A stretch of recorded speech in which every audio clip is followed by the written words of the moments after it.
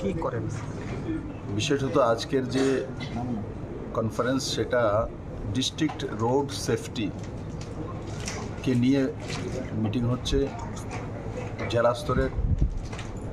সেখানে বিশেষ করে ট্রাফিক রুলস, রাস্তাঘাট, তারপর যান চলাচল,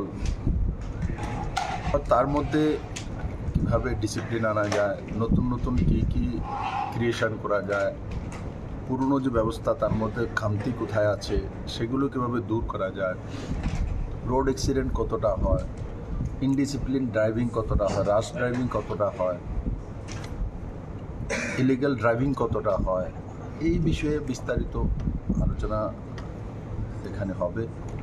ও তার মধ্যে থেকে যেটা বেরিয়ে আসবে সেটা আগামী দিনে এই ডিস্ট্রিক্টের যে ডিএম এবং এসপি ট্রাফিক আছে ওনারা লাগু করেন, আর তার জন্যই আজকের এই মিটিং ডাকা হয়েছে।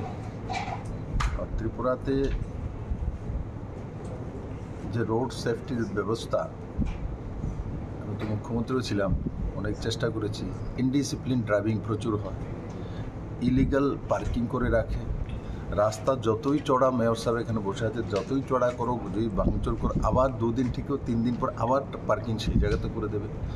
নিজের বাড়ির সামনে পার্কিং না করে একটা ব্যবস্থিত জায়গাতে পার্কিং করার ব্যবস্থা আমি একসময় নিজে হেঁটে হেঁটে করেছিলাম, মেনেও নিয়েছিল। আবার কিছুদিন পরে ওই যে কমিউনিস্ট এখানে ছিল, ইনডিসিপ্লিন মানসিকতা, আন্দোলন মানসিকতা, ওই মানসিকতা গিয়ে কাজ করে।